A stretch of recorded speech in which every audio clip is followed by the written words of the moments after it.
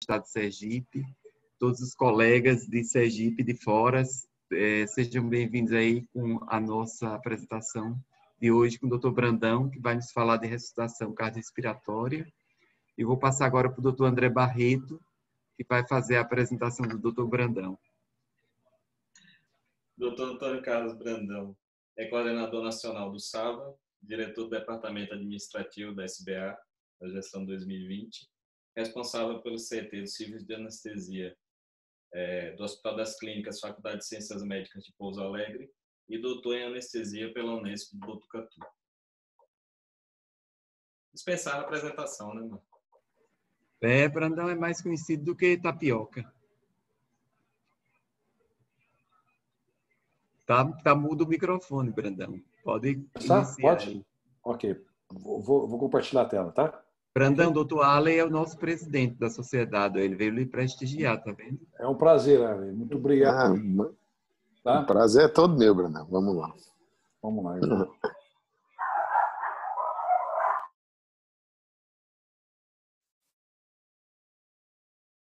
Olha, não está aceitando compartilhar, Marco? Marco? Alô? Eu estou vendo, Brandão, aqui. O que está acontecendo? Você não está compartilhando. Ele está pedindo aqui. Quem pode compartilhar? Eu vou botar você como host para poder você compartilhar, tá certo? Tá. Você tentou e não conseguiu, porque você pode compartilhar assim. Então põe como somente anfitrião? Ou... Não, você... Aqui está fazendo uma pergunta para mim aqui. Quem pode compartilhar? Então, você pode. Compartilhar a tela. Compartilhe.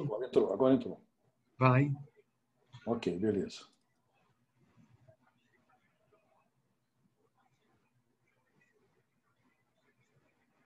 Ok? Ok. Então tá. Então, inicialmente aí agradecer ao presidente da SAESE que está aí presente, demais colegas aí que a gente conhece, o Fabrício que faz parte também do nosso SAVA, né?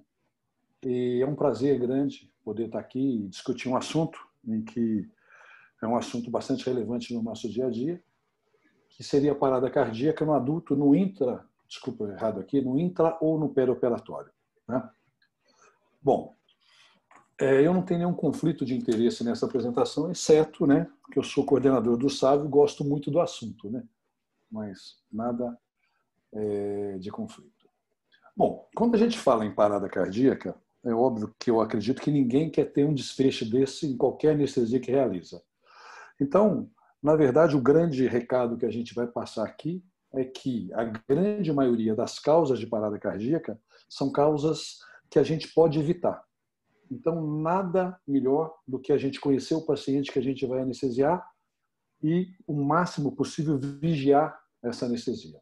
Então, quando a gente fala em parada ou qualquer complicação, a gente fala em risco anestésico ou risco da anestesia para o paciente. E aí a gente sabe que esse risco anestésico envolve vários fatores, né? Nós podemos destacar aqui o estado físico. Quanto maior a classificação do estado físico, maior o antigo, já chamava até hoje ASA, quanto maior o número de comorbidades associadas, muito maior vai ser o risco anestésico desse paciente. Sabemos também que os pacientes extremos de idade, como é o caso do recém-nato, do prematuro e do idoso, são pacientes também que têm um risco bastante aumentado em relação à anestesia. Um outro dado importante é, se nós não realizarmos um preparo, um tratamento para aquele paciente que a gente vai submeter à anestesia de uma maneira adequada, isso também pode gerar complicações no perioperatório. Toda cirurgia considerada cirurgia de urgência, emergência, que não dá tempo de preparar esse paciente e que a gente não conhece esse paciente, e principalmente quando as cirurgias mais complexas que levam a um maior sangramento, o risco também está aumentado. E além disso, a gente não pode esquecer que a técnica que nós vamos utilizar, tanto na anestesia quanto na cirurgia, e também a habilidade nossa, como do colega cirurgião, vai influenciar também nesse risco anestésico. Esse tema é tão importante que, se a gente olhar no capítulo 37, né, de um livro que a gente usa muito, talvez um dos mais utilizados no mundo, que é o livro do Miller, na 8ª edição, ele tem um capítulo inteirinho dedicado a risco da anestesia. E nesse capítulo a gente encontra essa tabela, né, e dentro desse capítulo fala desse assunto, que é exatamente qual seria o número de parada cardíaca que nós temos relacionado à anestesia. E esses trabalhos são todos muito robustos, porque se a gente observar, o menor N aqui é 42 mil pacientes. Então, são Ns bastante robustos que fazem com que esses trabalhos sejam trabalhos considerados de primeira categoria, vamos dizer assim, ou de um nível de evidência muito alto, né? Então, vamos analisar algum desses trabalhos para a gente começar essa aula. Então, nesse estudo aqui, em que analisa a parada cardíaca devido à anestesia, foi observado 27 casos de parada cardíaca em um total de 173.240 procedimentos. Isso representa para a gente 1,7 casos de parada cardíaca em cada 10 mil anestesias realizadas. O que chamou a atenção nesse estudo? Que os pacientes pediátricos tiveram 3 vezes mais incidências de parada, pacientes em situação de emergência 6 vezes mais frequentemente apresentaram parada, e em 75% dos casos de parada nesse estudo, havia um erro específico no manuseio ou na conduta anestésica, que estava relacionado principalmente com uma ventilação mecânica ou mesmo espontânea inadequada e com overdoses de drogas inalatórias. Um dado interessante é que em todos os casos de parada, quase praticamente todos os casos de parada nesse estudo, precedia-se uma bradicardia progressiva. Nesse outro estudo agora, em 250 mil pacientes aproximadamente, observaram 170 casos de parada cardíaca, sendo que 60 pacientes foram a óbitos. E a mortalidade, então, determinada nesses pacientes foi uma razão de 0,3 para cada 10 mil pacientes. E observaram que as causas mais comuns de parada nesse estudo, relacionadas à anestesia, novamente envolvia ventilação inadequada, assistolia após o uso da succinilcolina e hipotensão após a indução da anestesia. E observaram também que existiam alguns fatores de risco. E nesse estudo foi observado que os fatores de risco estão associados com um maior número de comorbidade severa e também um estado físico ASA mais avançado, normalmente maior ou igual a 3. Já nesse outro estudo, com 72 mil, praticamente 73 mil pacientes submetidos à anestesia, durante 10 anos no Hospital Escola dos Estados Unidos, observaram 144 casos de parada cardíaca, sendo que desse total, 25 estava relacionado à anestesia, o que mostrava uma razão de 1,37 para cada 10 mil casos. E as causas mais comuns relacionadas à anestesia mostram erro na manipulação e administração de fármaco, novamente manuseio indevido das vias aéreas e problema técnico no acesso venoso central. Nesse estudo agora, que é um estudo brasileiro, desenvolvido lá na Unesp de Botucatu, com o professor Brás, mostrou que, durante uma avaliação de 9 anos, de 1996 a 2005, foi observado, num total de quase 54 mil procedimentos anestésicos, 186 paradas cardíacas, sendo que desse total, 18 estava relacionado à anestesia. Desses 18, 10 era totalmente atribuída à anestesia e 8 parcialmente relacionado à anestesia. Foi detectado nesse estudo os principais fatores de risco para um paciente parar: a idade, principalmente neonato, crianças menores de 1 ano e idosos. Pacientes do sexo masculino, um ASA maior ou igual a 3, também mais frequente em cirurgia de emergência e sob anestesia geral. E ainda determinou que as causas mais comuns de parada cardíaca relacionada à anestesia, novamente eventos respiratórios e erro na manipulação de fármacos.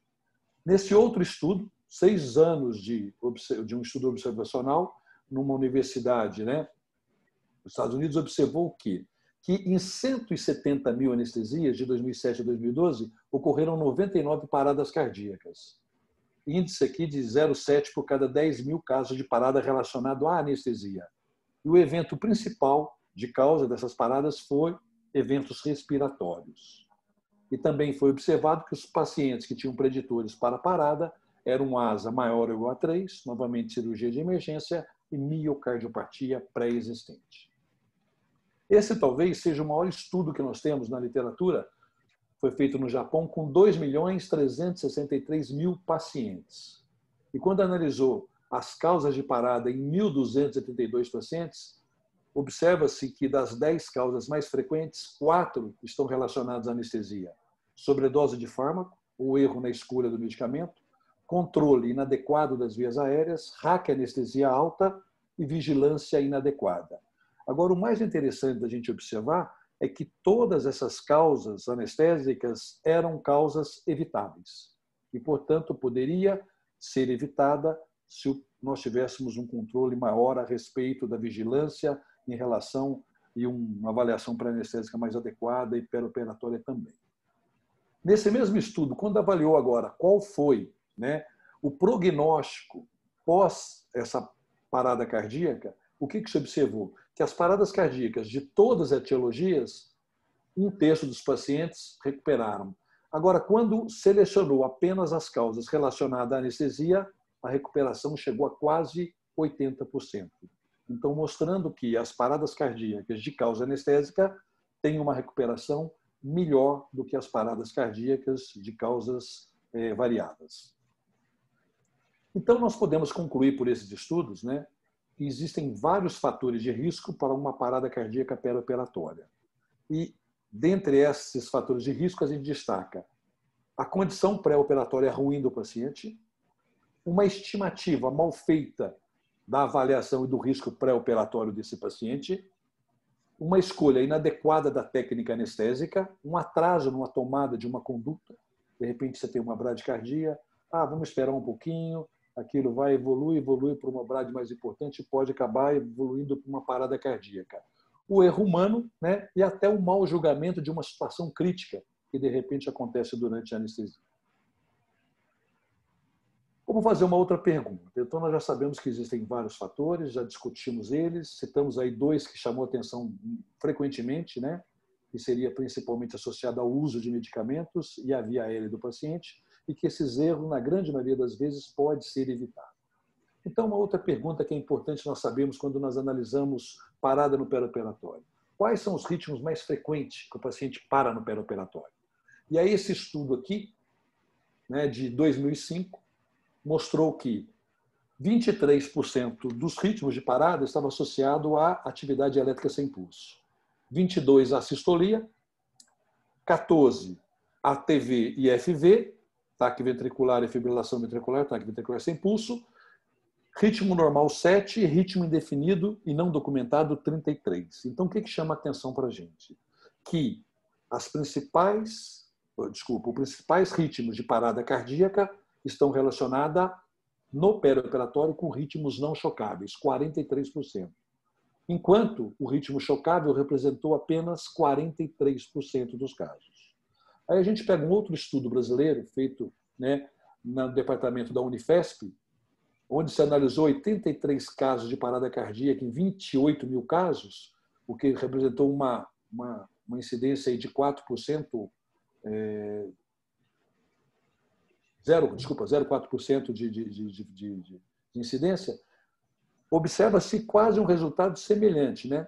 Mas um pouco mais discrepante, onde nós temos que os ritmos não chocáveis, a sistolia e a ESP, representaram por 82% das causas de parada, enquanto 18% eram ritmos chocáveis. Então, o que a gente tem que tirar desses 2 slides é que, durante um procedimento anestésico, a probabilidade de ter um paciente que vai parar é pequena, a gente está vendo que a incidência é baixa, não é alta, mas se esse paciente parar, a probabilidade maior é que ele pare num ritmo não chocável, né? Pelo menos os estudos mostram isso. Se a gente analisar agora os últimos 30 anos, essa redução, tem observado uma redução da mortalidade nesses 30 anos. Isso deve-se a vários fatores. Primeiro, hoje a gente tem drogas, agentes anestésicos mais seguros. Basta lembrar que a gente trabalhou com alotano há quanto tempo? Hoje você tem o sevoflurano, não é? Outro dado importante, hoje nós temos equipamentos mais modernos, ventiladores mais modernos, temos dispositivos de monitorização mais avançados, menos invasivos e que dão informação bastante precoce. Também um aprimoramento que nós temos hoje em relação ao paciente no perioperatório. Existe um cuidado que começa antes da cirurgia, ele continua no pós-operatório. a possibilidade que a gente tem hoje de identificar e controlar esses fatores de risco. Então, se eu vou fazer uma anestesia, por exemplo, num paciente que tem um fator de risco, eu vou tentar controlar esse fator de risco, ficar vigiando esse paciente através de monitorizações que permitam fazer isso. E, além disso, houve também um ganho importante, né, na qualidade do nosso anestesiologista, que cada vez mais vem se qualificando e se preparando para essa situação adversa. E aí eu chamo a atenção que o nosso curso SAVA, da SBA, né, é um curso que se presta exatamente a melhorar e qualificar esse colega a uma situação diante de uma crise, como é que ele deve suportar e enfrentar essa situação. Bom, mas uma parada cardíaca dentro do bloco cirúrgico, né, é uma parada cardíaca que, embora raro, tem uma evolução favorável. Por quê? Porque uma parada dentro do ambiente cirúrgico está num ambiente apropriado para fornecer um atendimento de excelência. Por quê?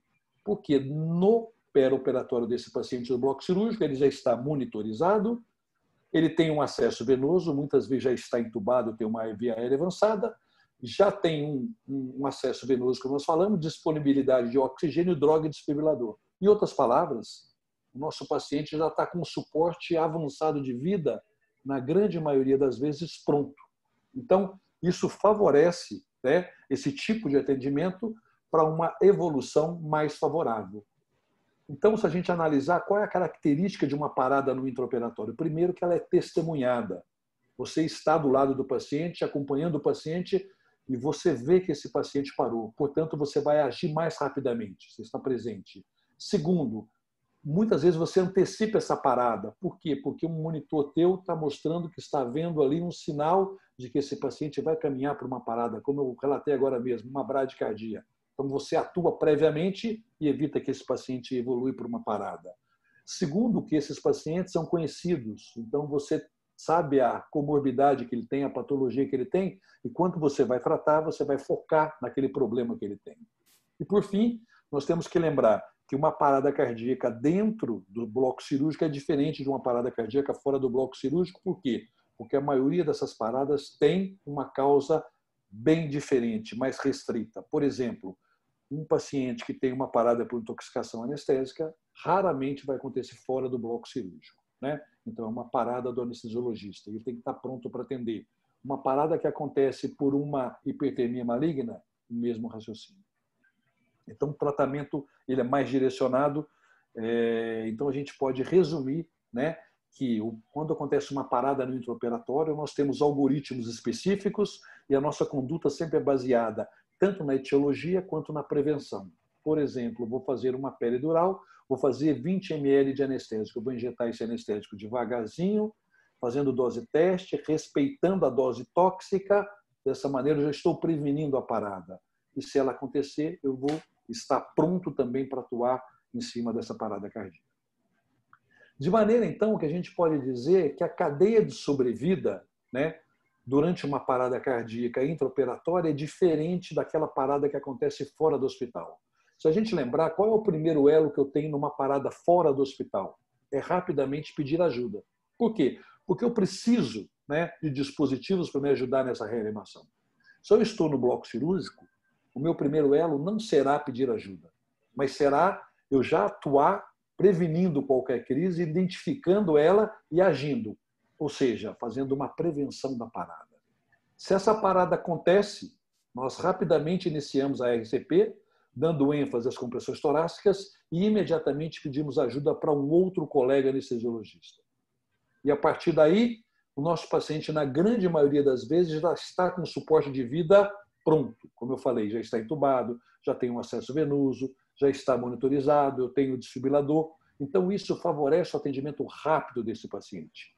Só que aí eu tenho que lembrar que todo esse atendimento nós aprendemos e sempre revemos no curso SAVA, onde ele chama atenção para essas causas relacionadas à anestesia.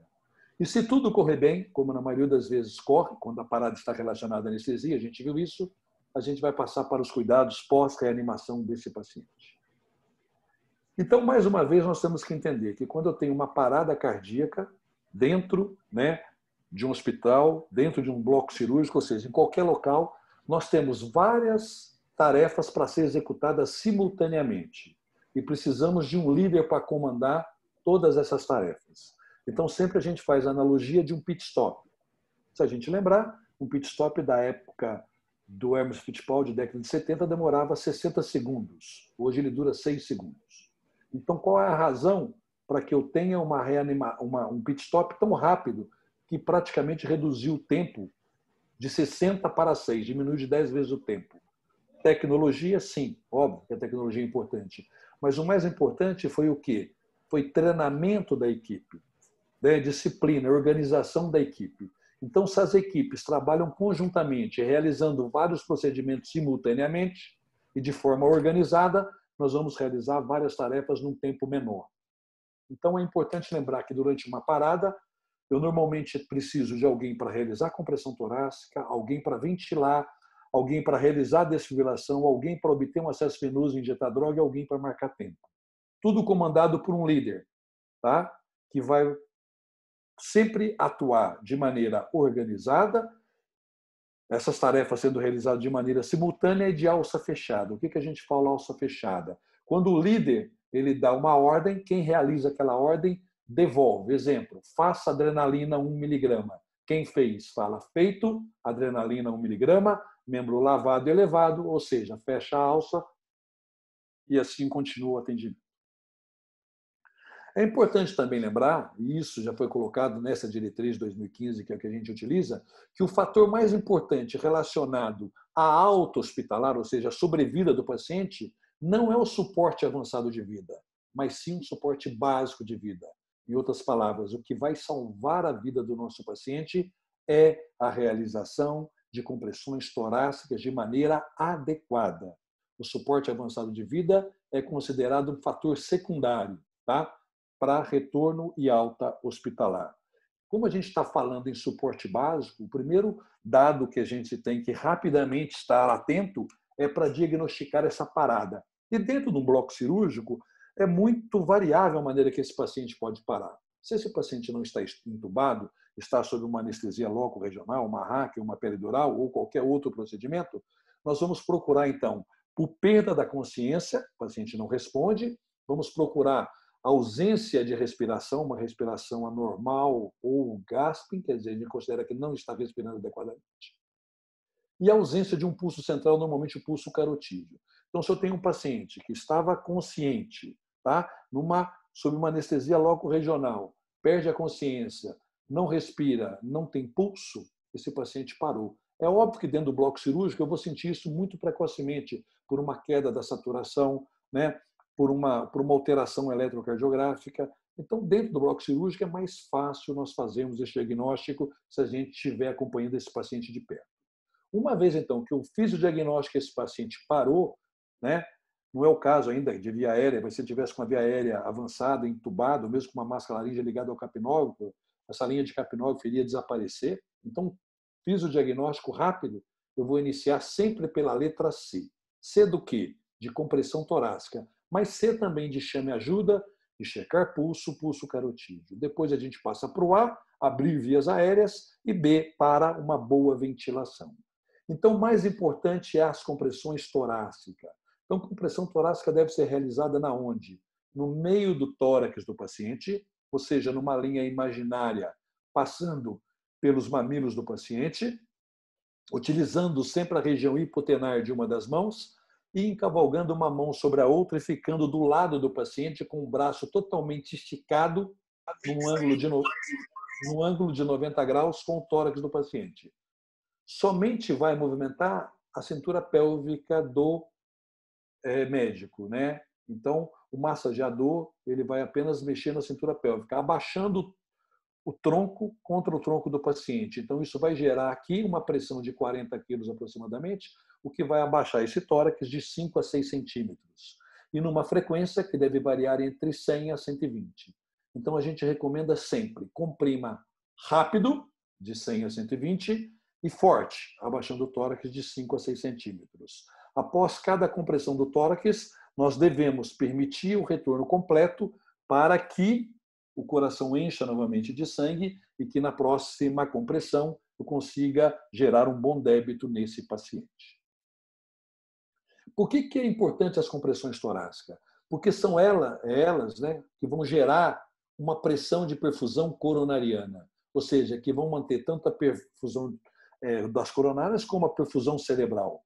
E aí a gente tem que observar que quanto maior for essa pressão de perfusão, melhor é o resultado de retorno à circulação espontânea. Se a minha compressão torácica produzir uma pressão de apenas 15 ou menos, nenhum paciente provavelmente vai retornar à circulação. Se eu conseguir gerar uma força, uma pressão de 15 a 25, provavelmente quase 50% retorna à circulação espontânea.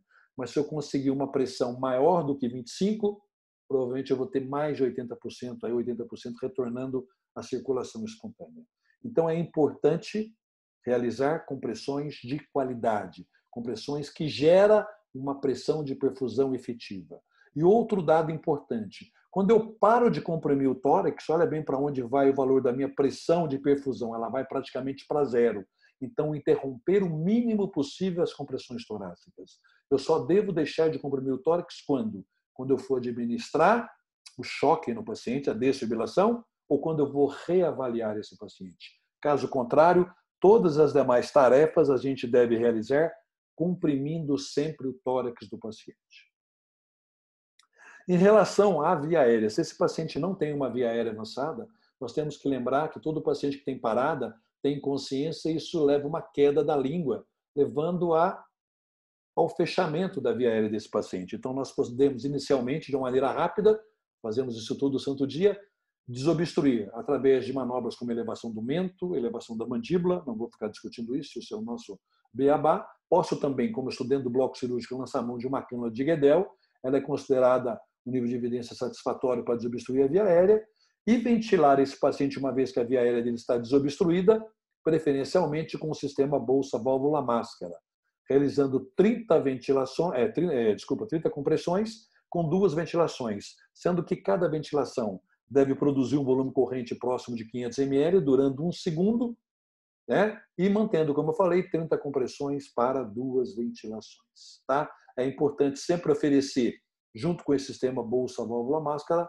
oxigênio a 100%.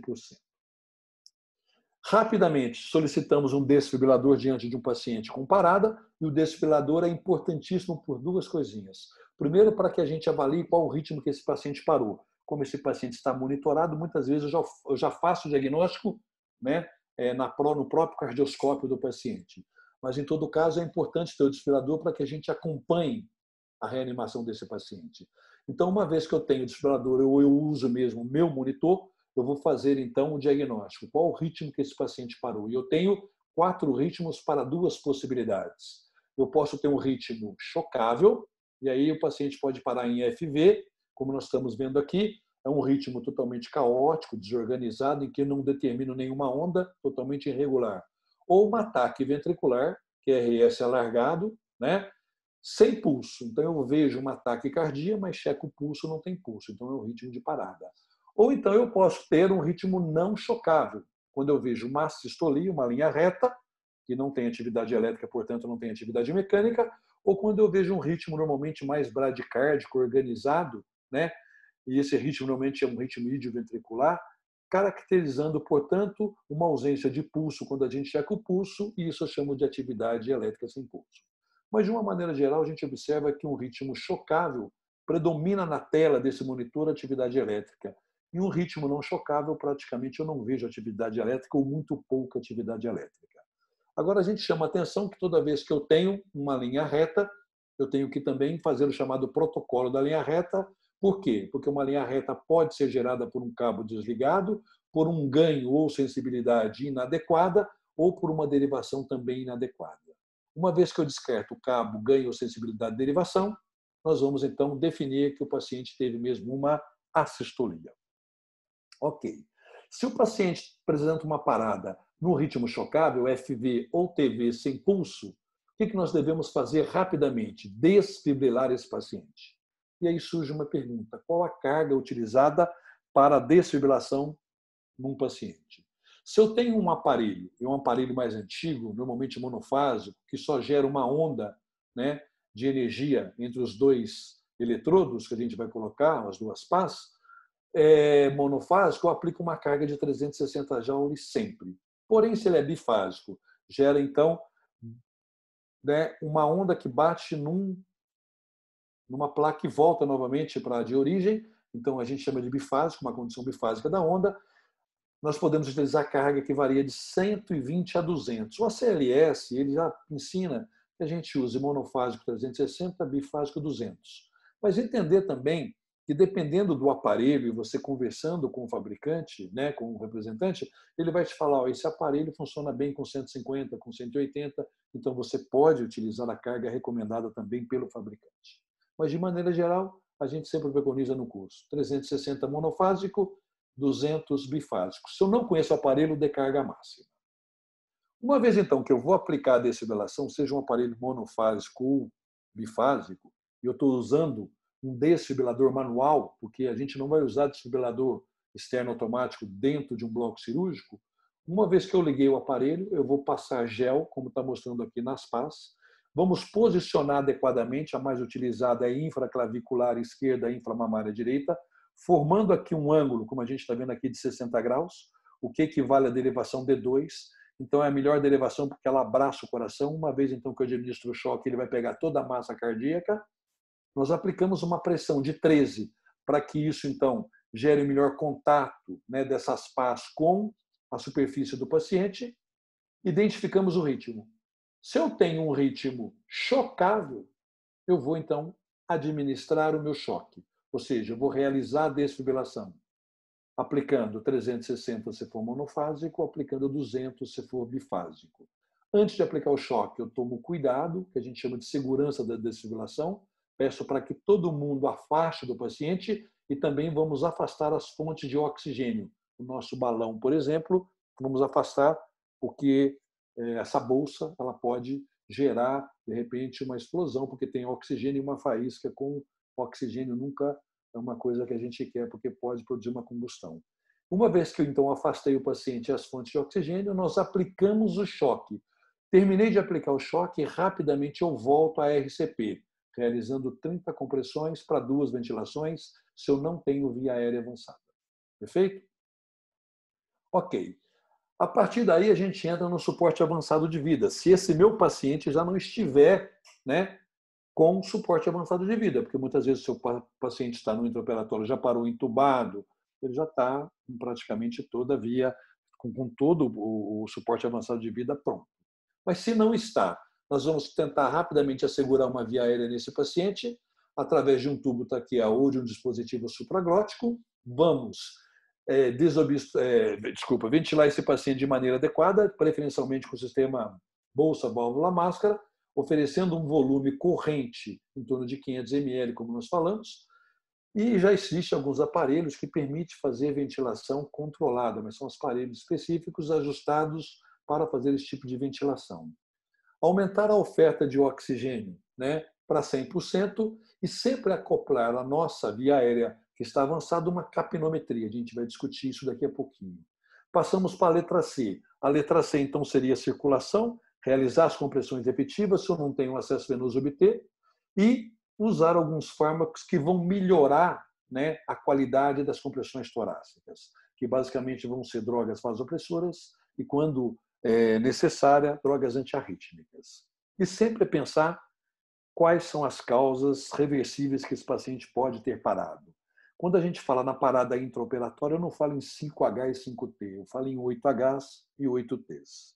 E sempre lembrar que tudo isso deve ser realizado de forma organizada, sincronizada, sem comprometer as compressões torácicas. Então, eu vou entubar o paciente realizando compressões torácicas. Eu vou obter um acesso venoso realizando compressões torácicas. Eu vou administrar fármacos, e, se necessário, realizando. Então, sempre priorizar as compressões torácicas. E lembrar, então, que a maioria dessas etapas que a gente está falando de suporte avançado, muitas vezes já estão prontas no paciente num cenário intraoperatório. Eu sempre brinco e digo que eu gostaria, se um dia tiver uma parada cardíaca, ter uma parada cardíaca dentro do bloco cirúrgico, né? Porque já está meio caminho andado. Então, a possibilidade de retorno é muito alta. Bom, falando agora desse suporte avançado, seguindo, né, uma regra mnemônica A, B, C, D ou A, assegurar uma via aérea, já falamos sobre isso. Uma vez que eu tenho uma via aérea avançada, seja por um tubo traqueal, seja por uma máscara laríngea, o que muda? Aquela relação que antes de eu ter uma via aérea avançada era 30-2, agora ela passa a ser de forma contínua. Ou seja, uma vez que o paciente está entubado, eu vou realizar compressões de 100 a 120 sem parar por 2 minutos e vou ventilar esse paciente 10 vezes por minuto, também por 2 minutos, sem preocupar com o sincronismo. Um outro detalhe importante, né, é que toda vez que eu tenho uma via aérea, a gente vai comentar no próximo slide, a gente acopla a essa via aérea avançada uma capnometria. Então, só para a gente guardar, se eu tenho uma via aérea não avançada, ou seja, o paciente não está entubado, não tem o dispositivo supraglótico, 30 compressões para 2 ventilação. Correto? Com sincronismo. Se é uma via aérea avançada, não tem sincronismo, 100 a 120 compressões por minuto durante 2 minutos e 10 ventilação por minuto durante 2 minutos. E sempre lembrar, a cada 2 minutos, troque o seu reanimador. Por quê? Porque realizar compressões torácicas cansa, tá? E não adianta dizer que é forte, não. Deu 2 minutos, troque essa responsabilidade, coloque outro reanimador para manter a efetividade das compressões torácicas. O B é realizar uma boa ventilação. Como eu falei, normalmente a gente faz preferência pelo sistema bolsa-válvula-máscara, com volume corrente em torno de 500 ml, sempre enriquecida com oxigênio a 100%. Tenho via aérea avançada? Vamos acoplar uma capnografia e capnometria. Para quê? Para confirmar de fato que o tubo está no local correto e também para avaliar a efetividade das compressões torácicas. Isso é nível de evidência 1A. Ou seja, se eu analisar o valor do meu ETCO2, isso correlaciona com a eficiência das compressões torácicas. De maneira que se esse valor estiver abaixo de 10, as compressões estão sendo ineficazes. Agora, se ela estiver acima de 20, eu já tenho uma chance maior de retorno à circulação espontânea. E normalmente retorno à circulação espontânea quando esses valores aproximam de valores normais, entre 30 a 40 milímetros de Hg. Então, lembrar sempre dessa possibilidade. Aqui é um diapositivo que mostra exatamente isso, é um fato real. A gente observa que o retorno espontâneo ele acontece quando o valor do ETCO2 começa a aumentar e atinge valores próximos dos valores normais. Se por acaso, isso é raro, né, um paciente dentro do bloco cirúrgico não tem um acesso venoso, nós fazemos a opção sempre, a primeira opção por um acesso venoso periférico na veia antecubital, com um catéter calibroso e curto, porque permite infundir uma quantidade de líquido grande num tempo menor. E quase sempre, numa parada cardíaca, principalmente intra-hospitalar, você precisa de volumes. E lembrar que nós vamos utilizar esse acesso venoso para fazer alguns medicamentos. E aí vale a pena a gente lembrar que as compressões torácicas que nós realizamos, por mais efetiva que ela seja, ela vai gerar apenas 1/3 do débito cardíaco normal. Então, essa droga vai demorar mais tempo para chegar na circulação central. Para resolver esse problema, o que nós fazemos? Administramos um bolo de 20 ml de água destilada ou soro fisiológico e elevamos o membro do paciente. Nesse momento, quem faz essa atividade relata feito a droga tal, por exemplo, 1 mg de adrenalina, membro lavado e membro elevado, indicando que fez o flush de 20 e elevou o membro. Se eu não tenho possibilidade de um acesso intravenoso, faz a opção por um acesso intraósseo, principalmente na região do platô tibial, mas pode ser em qualquer osso. Por exemplo, um outro local interessante, o externo. Esse acesso pode ser feito em qualquer idade, ele é seguro, é efetivo para reposição volêmica, para injeção de drogas e também para coleta de sangue. Hoje, com esse dispositivo que nós temos aqui, né, que é semelhante a uma furadeira, né, e onde nós acoplamos aqui na ponta desse dispositivo a agulha com o tamanho necessário para um recém-nato, para uma criança ou para um adulto, em torno de 10 segundos você consegue obter um acesso intraósseo. Principalmente em crianças pequenas é um acesso interessante. Muito bem.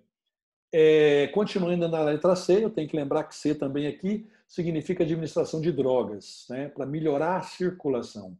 Então, a gente usa praticamente 2 classes de drogas, ou é um vasopressor ou um antiarrítmico. O nosso vasopressor universal é a adrenalina. Ele é feito em todo o ritmo de parada, seja o ritmo chocável ou não chocável. As evidências mostram uma maior tendência de retorno à circulação espontânea e sobrevida quando se usa adrenalina. E a dose é 1 mg a cada 3 a 5 minutos. No SAVA, a gente ensina 3 a 5 minutos. No meio aqui eu tenho 4 minutos. Então, a gente fala adrenalina num ciclo, no outro não, no outro sim, no outro não, e vamos trabalhando dessa maneira, é mais fácil de memorizar. Fez qualquer droga, 20 ml de água destilada a soro fisiológico, membro lavado e membro elevado. O que nós temos que perguntar é em que momento que eu devo administrar adrenalina. Isso vai depender do tipo de parada que eu estou tendo. Qual é o ritmo? É um ritmo não chocável? Na sistolia ou AESP? Aplique o mais rápido possível, assim que você já tenha um acesso venoso pronto. Então, guardem bem essa frase. Diante de um ritmo chocável, o que é prioridade nesse paciente? O mais rápido possível, acesso venoso, adrenalina intubar. Então, todo o ritmo em que o paciente caminha para a parada cardíaca, que é um ritmo não chocável, priorize essas 3 coisinhas. Acesso venoso, adrenalina, via aérea, e rapidamente começa as compressões torácicas nesse paciente. Agora, se eu estou num ritmo chocável, FV ou TV sem pulso, eu tenho pelo menos 2 minutos para administrar adrenalina. Então, eu posso ir mais tranquilo, né? Por quê? Porque no primeiro ciclo eu vou simplesmente aplicar choque e reanimação cardiopulmonar com as compressões torácicas e ventilação. Mais nada.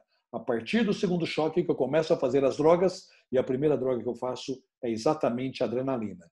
Então, eu faço adrenalina no ritmo chocável após o segundo choque, ou seja, no segundo ciclo. Em relação agora aos antiarrítmicos, a gente tem a mildarona ou lidocaína. São utilizados somente quando eu tenho um ritmo chocável, ok? Então, eu só vou usar droga antiarrítmica, lidocaína, mildarona, quando eu estou diante de uma FV ou de uma TV sem pulso. Se eu usar a mildarona, primeira dose de 300, após o terceiro choque, então, só recordando, no ritmo chocável, primeiro ciclo só choque com reanimação, no segundo choque, adrenalina, reanimação, no terceiro, choque, antiarrítmico e reanimação. Se for necessário uma segunda dose de mildarona, eu faço ela no quinto ciclo, tá? E aí eu faço metade da droga. Se eu não tenho a mildarona, posso usar a lidocaína, ou se eu preferir, posso usar a lidocaína. Primeira dose, 1 a 1,5 miligrama após o terceiro choque, e, se necessário, metade da dose após o quinto choque. É importante, sempre que você está realizando as compressões torácicas, eu volto a repetir, é o que salva a vida dos pacientes, é a compressão torácica, é gerar pressão de perfusão coronariana e cerebral, é mandar sangue para o cérebro. E isso vai ser traduzido pela efetividade das compressões torácicas, comprimir forte, rápido, sem parar. Não posso esquecer nunca dessa frase. Rápido de 100 a 120, forte abaixando de 5 a 6, sem parar. Descomprimindo o tórax para permitir que ocorra um enchimento adequado para que eu gere um bom débito. Então, como que eu posso avaliar a qualidade das minhas compressões? Nós já falamos, se eu tenho um paciente que tem uma via aérea avançada, vou colocar ou ligar a capnometria e vou procurar sempre obter um valor de ETCO2 acima de 10. O melhor hoje, os estudos mostram, acima de 20, mais próximo do normal possível. Então, se eu estou tendo uma compressão abaixo de 10, eu devo parar, chamar a atenção do colega e pedir para ele melhorar essas compressões. Caso não melhore as compressões, o que nós temos que pensar? É que pode estar esse paciente com um prognóstico ruim. Aí não é porque a compressão não é boa, é porque o prognóstico desse paciente é ruim. Se esse paciente parou e ele tinha uma monitorização de uma pressão arterial invasiva, eu posso, então, utilizar o valor da pressão diastólica desse paciente. E se durante as compressões ela estiver acima de 20, significa que essas compressões também são efetivas. Tá? Bom, aqui um raciocínio lógico. Eu não sei se vocês lembram daquele desenho que eu mostrei lá atrás, que a pressão de perfusão, ela é a pressão, teoricamente, do átrio, menos a pressão venosa central. Então, nesse caso, se eu considerar que a pressão venosa é 0, e eu tenho uma pressão diastólica de 20, esse 20 é a pressão de perfusão que está sendo gerado no paciente. Então, acima de 20 já é razoável. E se eu tenho um catéter venoso central e esse paciente teve a parada e tem um catéter venoso central, eu posso também fazer uma gasometria desse catéter, do sangue desse catéter venoso central, e se a saturação for maior do que 30, também indica que as minhas compressões estão sendo efetivas. Como eu falei, aqui nós não temos 5H e 5T, nós temos 8Hs e 8Ts. Então, os Hs normais, hipóxia, hipovolemia, hipotermia, acidose, que é H+, hiper e hipocalemia. O que entra para nós agora? Causas relacionadas à anestesia hipervagal, né? Por exemplo, faz uma anestesia por vídeo, por vídeo, né? Tipo uma cirurgia de vesícula feita por vídeo, e aí faz uma pressão do pneu peritônio muito alta. Isso pode dar um reflexo hipervagal. Associado à hipertermia maligna, né? Quando a gente faz halogenado, principalmente com succinilcolina, pode ser também por uma hipoglicemia. Os T's normais, pneumotórax, tamponamento cardíaco, trombose pulmonar e trombose coronariana e toxinas, né? Aqui entra outros 3 T's de trauma. Muita gente pega um paciente vítima de trauma parado. A hipertensão pulmonar, ou seja, né, situações que levam a um aumento da pressão na artéria pulmonar, e a síndrome do QT longo. Então, são causas que a gente pensa durante a anestesia. Muito bem, se eu tenho um paciente, esse paciente, então, vamos imaginar que ele evoluiu para uma parada. Rapidamente eu peço ajuda, começo a reanimar esse paciente por 2 minutos, vou pedir rapidamente o meu monitor desfibrilador. Se não tem acesso venoso, vou obter um acesso venoso intraósseo. Se não tem via aérea, posso pensar na via aérea. Eu sou anestesista, não vou demorar mais do que 10 segundos para entubar esse paciente. E acoplo a via aérea, uma capnometria. Avalio o ritmo. O ritmo é uma FVTV sem pulso, ou seja, é um ritmo chocável. No primeiro ciclo, eu vou administrar somente o choque e reanimar esse paciente por 2 minutos. Sempre avaliando a qualidade das compressões torácicas pela capnometria. Terminou os 2 minutos. Eu reavalio o paciente, coloco o desfibrilador, continua no ritmo chocável. Dou o meu segundo choque e agora eu vou fazer adrenalina, 1 miligrama, e reanimar por mais 2 minutos. Passou os 2 minutos, reavalio, o paciente continua no mesmo ritmo, vou dar o meu terceiro choque e vou agora administrar o meu antiarrítmico, que é amiodarona, e vou reanimar esse paciente por 2 minutos. Pode também ser feito a lidocaína. Amiodarona aqui na dose de 300, amiodarona de 1 a 1,5, desculpa, amiodarona 300 mg, lidocaína 1,5 mg. E vamos procurar nas causas reversíveis, 8H e 8T. Se continuar, eu vou fazer no outro ciclo uma dose de adrenalina, que seria no quarto, e reanimar o paciente. E se chegar no 5º ciclo e o paciente estiver nesse ritmo, eu faço a metade da dose que nós falamos do nosso antiarrítmico. O que pode acontecer com esse paciente? Ele evolui para óbito, pode esse paciente, então, retornar à circulação espontânea, a gente encaminha para cuidados pós-parada, ou então esse paciente pode mudar de um ritmo chocável para um ritmo não chocável, e aí a gente muda o nosso algoritmo. Quando isso acontece é porque o paciente teve uma piora, houve uma deterioração do ritmo desse paciente. Agora, se o nosso paciente para, né, nós fizemos tudo que tinha que fazer, chamamos ajuda, iniciamos a RCP, monitorizamos, determinamos o ritmo, acesso venoso, via aérea, capnografia, pergunto, qual o ritmo? Chocável? Não. É uma sistolia ou uma ESP. Lembrando, se é sistolia, fazer o protocolo da linha reta, cagado que a gente fala, cabo, ganho, derivação. Ok, descartei. É mesmo uma sistolia ou uma ESP. O que eu faço? Reanimação no primeiro ciclo, 2 minutos, e faço adrenalina de cara. Então, lembre que aqui a adrenalina é prioridade, acesso venoso é prioridade, intubação o mais rápido possível. Reanimo, passou 2 minutos, o ritmo continua um ritmo não chocável, eu agora não vou fazer adrenalina, eu vou apenas reanimar o paciente, tá? Normalmente a gente não faz. E aí a gente reanima por 2 minutos. Terminou, novamente eu reavalio.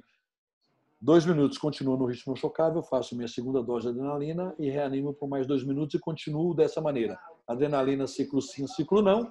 E o que pode acontecer com esse paciente? Ele pode evoluir por um ritmo, então, ir para óbito, evoluir para um ritmo chocável, a gente muda de algoritmo, ou então, o que pode acontecer com ele é ele ter retorno à circulação espontânea. Bom, chamar atenção, tem algum vídeo ligado aí, né? No fundo. Bom, outra coisa que pode acontecer é que a gente tem uma parada cardíaca, o paciente tem prognóstico, a gente está realizando uma RCP de qualidade, mas não está tendo resposta. O que a gente pode fazer, então?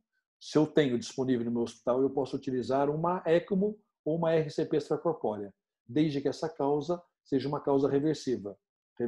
Exemplo, o paciente parou por intoxicação anestésica, estou realizando a minha compressão, estou administrando a minha emulsão lipídica, mas não está retornando. Nós podemos pensar, se eu tiver e for disponível, um centro habilitado, usar ECMO ou então uma RCP extracorpórea. Algumas considerações que a gente tem que lembrar sempre quando a gente faz uma reanimação.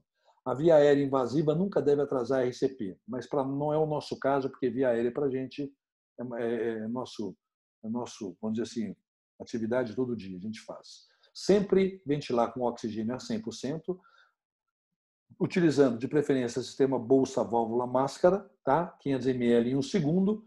Cânula oro ou nasofaringe, se eu não tenho uma via aérea avançada, é considerada classe 2A, portanto é um nível bom de evidência para desobstruir via aérea. Pressão da cricoide deve ser evitada, porque ela pode comprometer tanto a ventilação quanto dificultar a intubação desse paciente. E a capnografia sempre deve ser utilizada, porque ela permite uma avaliação tanto da posição do tubo, né, no local correto, quanto da gente monitorizar as paradas cardíacas. E as compressões torácicas elas estão sendo efetivas. Muito bem. Uma outra coisa importante que a gente tem que lembrar, e estudos mostram isso, é que erros humanos, como, por exemplo, errar na administração de medicamento, errar na dose do medicamento ou outros eventos complicadores, podem decorrer de deficiência em habilidades não técnicas. Esse estudo mostrou isso. Nesse outro estudo, observou-se que um percentual substancial de parada cardíaca na sala de cirurgia está relacionado ao fator humano. E isso foi identificado em 53% de parada cardíaca no estudo japonês. 83% dos óbitos estão relacionados nesse estudo também a um fator humano, um estudo dinamarquês. E em outro estudo francês, mostrou que todas as paradas estavam relacionadas a um fator humano.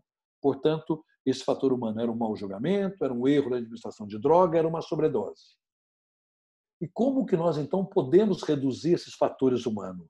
Basicamente, uma receita importante seria nós melhorarmos, né, e treinarmos o que a gente chama de habilidades não técnicas. A partir daí, nós vamos poder ter uma comunicação mais eficiente durante uma parada, nós vamos saber gerenciar as tarefas de maneira adequada, como um verdadeiro líder, vamos ter conscientização do que está acontecendo, ao mesmo tempo, vamos fazer um trabalho em equipe de maneira organizada e simultânea, vamos tomar decisões que deve ser sempre tomada pelo líder e estabelecer uma cultura de um erro não ameaçador. Discutir, né, os nossos erros e os nossos acertos. E, por fim, estar preparado para gerenciar qualquer crise que aparece. E de que maneira nós podemos fazer isso, né? Então, se a gente fizer uma pergunta, parada cardíaca e anestesia, nós podemos melhorar essa incidência de parada cardíaca? Se a gente observar, né, a morte hoje, associada a uma queda de avião, ela é 45 por 50 milhões. Morte pela anestesia é 1.800 pessoas por cada 50 milhões. Então, parece que a anestesia, né, entre aspas, está matando mais do que o avião. Então, nós podemos melhorar sim. E de que maneira?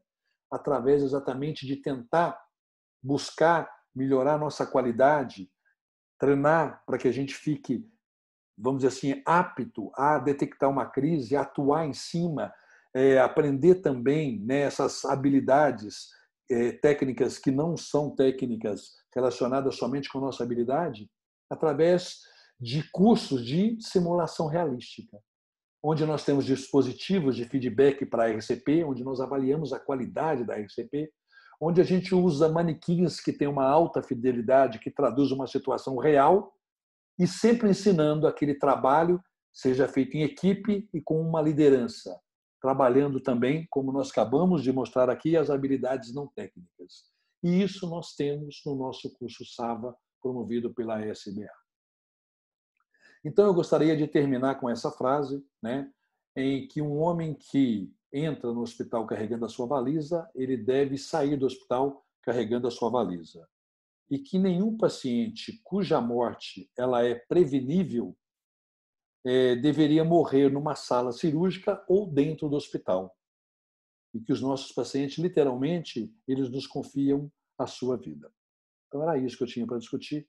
E eu agradeço aí a disponibilidade e, mais uma vez, ao convite.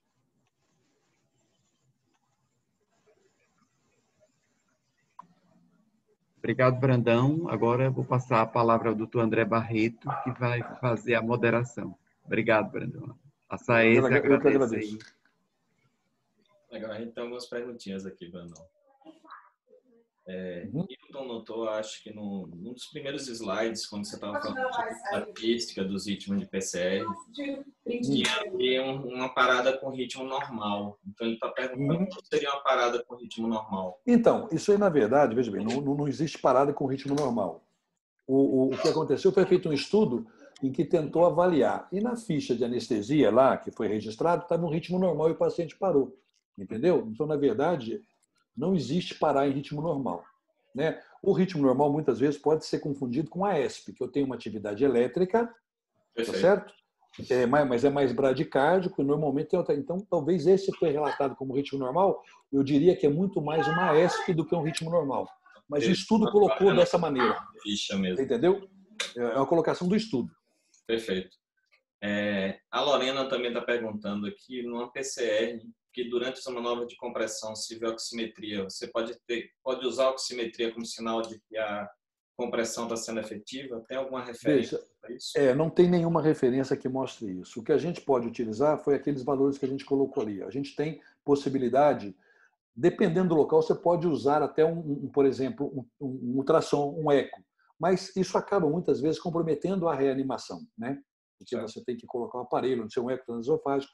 Mas o que a gente tem disponível hoje e que pode ser utilizado é o que a gente falou, é o capnógrafo, porque o capnógrafo dá uma ideia para a gente do quê? De quanto de CO2 está saindo. E, efetivamente, para esse CO2 sair, tem que ter um sangue levando esse CO2 do tecido para o pulmão. Então, isso dá uma ideia para mim do débito cardíaco. A oximetria ela não vai dar, porque, inclusive, a gente tem aparelho, um dia já aconteceu com alguém, você chega na sala, o capnógrafo está ligado, marcando 95 e não tem ninguém. Né? Então, quer dizer, não é confiável, não é um aparelho confiável para essa finalidade. E a outra seria a gente ter um paciente já funcionado previamente, né?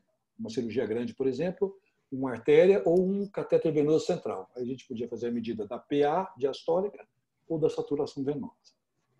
Ô, Brandão, inclusive com a capnografia acima de 20, você tem a certeza que você começou a fluxo em coronária, né? Que é importante para a manutenção. Exatamente. Perfeito, porque então, é aquela pressão lá que a gente tem, exatamente. Então ainda fica sendo o padrão ouro é o capnógrafo e não a oximetria. Exatamente. A oximetria a gente deve desconsiderar por causa de todos esses inconvenientes também, o paciente frio e tal, né? Não é um bom parâmetro. Legal. O pessoal está mandando pergunta aqui também pelo WhatsApp.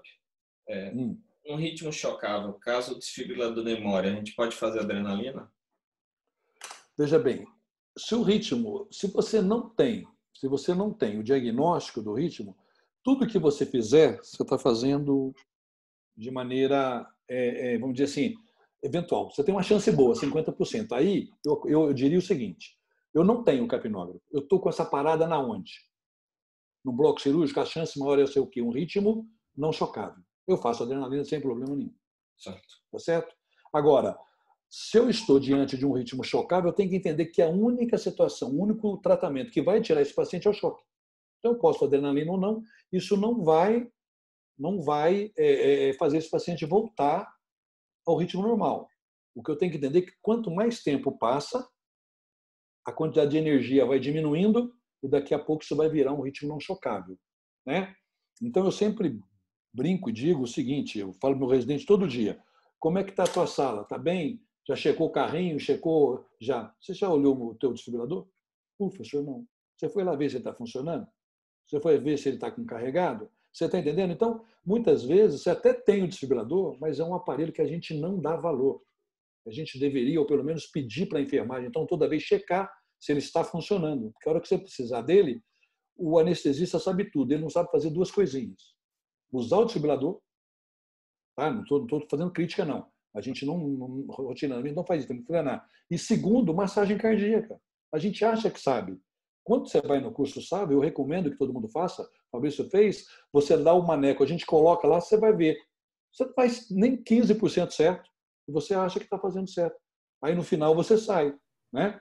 Por quê? Porque aquilo que eu coloquei no final é treinamento. Não é simplesmente teoria. Teoria todo mundo tira 10 na prova. Mas a hora que você põe para massagear a primeira vez, não é isso tudo. Mas eles saem do curso perfeito. Aí você fica o dia inteiro massageando, né? Aí sai bem. Com certeza. Brandão, doutor Allen quer te fazer uma pergunta. Pode fazer. Faz diretamente a ele, Ali. Doutor Brandão, boa noite. Eu tentei fazer aqui, Marcos, no QA, mas pelo celular não consegui, não. Doutor Brandão, aqui até pouco tempo em Aracaju, a gente não tinha as emulsões lipídicas em Certo. hospitais, né? Não sei por quê, porque a gente fazia muita peridural, muita plástica com peridural e não era rotina ter. Você tem alguma do serviço que você usa rotineiramente, alguma que tem mais prática de uso, mais barato? Eu não sei, porque a gente trocou aqui, eu não me lembro agora, tem um da Abbott, eu não me lembro o nome, mas é o quê? É uma Lipofundir, exatamente. Lipofundim. É uma solução, mas se você pedir solução lipídica a 20%, tá? Elas são iguais, tá? Porque você vai achar essas mais caras, Bayer, da Bayer é mais cara, e umas mais baratas, você entendeu? Agora, o que é importante? A gente recomenda sempre, tenha um kit de Lipofundir, inclusive com um algoritmo certinho, quanto administrar, como fazer, tá? Por quê? Porque uma hora pode precisar e salva a vida mesmo, né? A gente sabe disso, é importantíssimo, tá? Obrigado. Brandão, o pessoal está perguntando aqui se tem espaço para ultrassom nos guidelines de ressuscitação. Tem, ele está ganhando corpo, né? Principalmente para você avaliar o tipo de parada, a qualidade que está sendo as massagens. Mas você tem que ter pessoas treinadas para usar esse tipo de aparelho, porque muitas vezes, se não tem, vai querer usar, vai atrapalhar do que ajudar. Tá certo? Mas ainda também, nós não temos grandes estudos mostrando que isso melhora a sobrevida do paciente. Mas ele pode ser utilizado sim para avaliar as qualidades das compressões e tem sido utilizado, tem ganhado espaço, vamos dizer assim. Eu acho que mais cedo ou mais tarde vai ter estudo mais robusto aí, colocando ele numa situação para avaliação. Brandão, nos ritmos chocáveis, tem alguma preferência para meldarona ou lidocaína? A gente acaba fazendo mais lidocaína, que é o que está mais à mão. A gente teve uma época aí que só se falava em mildarona, né? E aí voltou a lidocaína, que esse estudo último que saiu mostrando não tem diferença no resultado. Né? O resultado é praticamente o mesmo. Tá? É que ficou lá um tempo muita mildarona e aí ela tornou-se a droga mais falada, mas na verdade, em termos de resultado, não tem muita diferença. Praticamente nada. Alguém tem mais alguma pergunta aí, gente?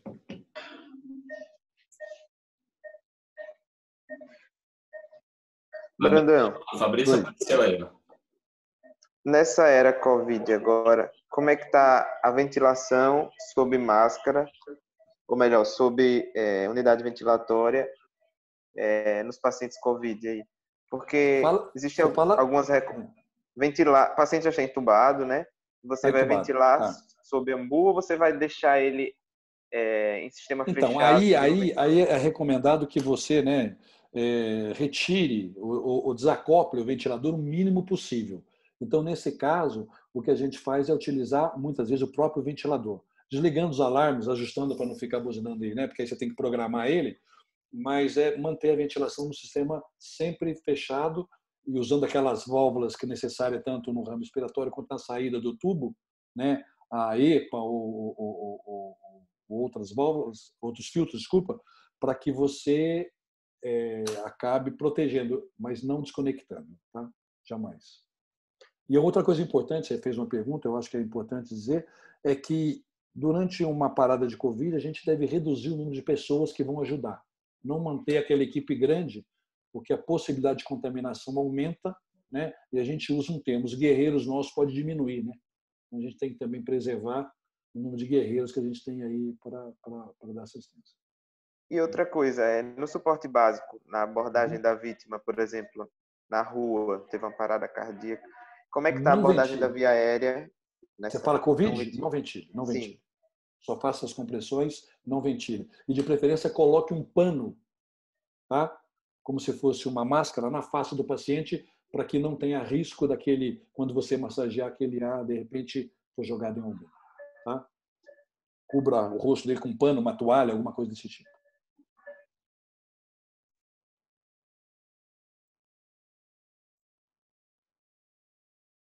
Tem mais uma pergunta aqui. A gente tem interno também assistindo, então o pessoal está perguntando, Brandão, por que você não deve hiperventilar o paciente? Você falou Tá, por que não... a cada 6 Isso. segundos, né? Por que não deve hiperventilar? Toda vez que eu ventilo, foi aquele slide que eu mostrei. Se eu gastar tempo com a ventilação, né, eu vou estar diminuindo o tempo de massagem cardíaca. Tá? E outra, se eu estiver ventilando e massageando, eu posso aumentar muito a pressão também e não produzir um bom débito. Então, ventila-se o mínimo necessário, né? O suficiente para oferecer o oxigênio para o paciente, mas não é uma ventilação importante, não é importante. O mais importante é a compressão torácica. Marcos, Fabrício, mais alguma pergunta? Eu não, tô tranquilo. Então, a aula foi muito boa, muito clara, né? O Brandão dá show aí. Ale. Isso aí, não, eu queria agradecer a Brandão. Eu fiz uma grande revisão aqui, uma segunda noite bem proveitosa. Muito obrigado, foi legal demais. Parabéns. Agora a gente vai retornar ao curso Sava, né, Marcos? Sim, Vamos meio retornar de a partir de outubro está outubro, retornando. com algumas novidades. A Lei Jones até fez uma pergunta aí, eu respondi. Ele perguntou se a gente sabia quantos anestesistas tinham o SAVA. Com certeza, a SBA tem toda o percentual de cada regional de quem realizou o SAVA. Nós não temos da CLS, mas do SAVA nós temos todo o percentual, todos os estados. Nós fizemos 2 turmas, né? Há mais ou Sim. menos 1 ano e meio, 2 anos. Mas que de repente vai estar na hora de trazer de voltar, novo. né? Trazer de novo. A SBA está muito preocupada com isso. Inclusive, né, já está pontuando, e a intenção assim, é que esse curso, como curso de via aérea, torne-se um curso obrigatório para qualquer residente.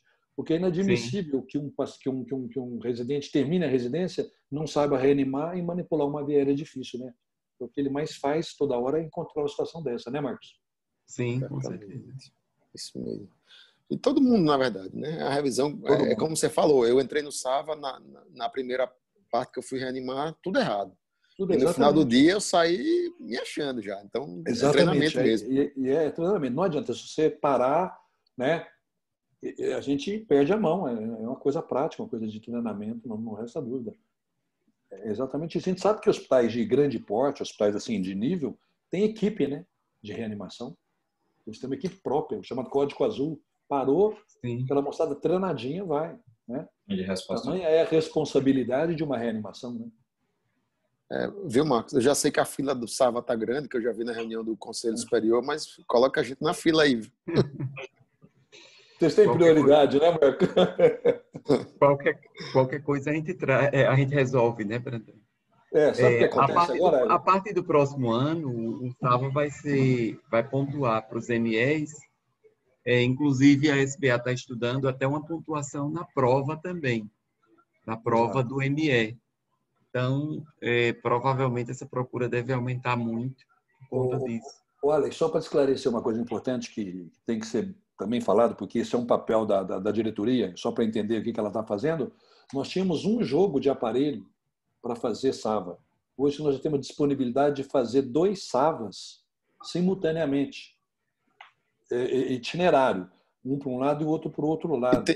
Tem os instrutores regionais também agora que facilitam isso, né? Exato. E, então, quer dizer, dificilmente você não vai ter espaço para fazer seu SAVA, entendeu? E a gente tem instrutores também, como o Fabrício está aí, vários, entendeu? Que estão disponíveis para trabalhar. Então, a tendência é aquilo que a gente fala, é sempre divulgar, aumentar para que a gente crie uma corrente, né, em que todo mundo saiba fazer isso para aumentar a sobrevida, né? Porque o que vai salvar é saber fazer a coisa certa, no momento certo. Tá? Muito obrigado, Bruno. Muito feliz, viu? Eu agradeço aí. Eu vou deixar. Excelente. Encerrar. Quer encerrar? Você é o moderador, você já pode encerrar. Eu vou agradecer, então, a presença do Brandão. Obrigado. E fico com o convite, porque já esse assunto tem mais coisa ainda para a gente discutir. Tem. Dentro aí. E na próxima semana, Brandão, a gente está trazendo o Bagatini para falar de qualidade de segurança, né? Excelente, então, né? Todos já estão convidados aí. Tá, beleza. Eu estou à disposição, se vocês precisarem, tá? Aí eu fui 2 vezes, muito bem recebido aí, no sábado a gente foi aí. Sempre será. Então tá bom. Um abraço. Um abraço, Boa gente. noite a todos. Até logo. Valeu, Brandão. Obrigado. Valeu, obrigado.